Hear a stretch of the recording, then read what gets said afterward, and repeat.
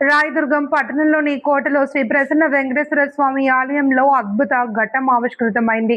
దేశంలో ఎక్కడా లేని విధంగా స్వామివారితో బాలికకు కళ్యాణం నిర్వహించడం విశిష్ట సాంప్రదాయంగా కొనసాగుతుంది. అందులోనే భాగంగా స్వామివారి బ్రహ్మోత్సవ వేడుకల్లో నేడు కళ్యాణోత్సవ వేడుకలు అంగరంగ వైభవంగా నిర్వహించినట్లు ఆలయ ఈవో నరసింహారెడ్డి తెలియజేశారు. ఈ కార్యక్రమంలో పెద్ద ఎత్తున భక్తులు పాల్గొన్నారు.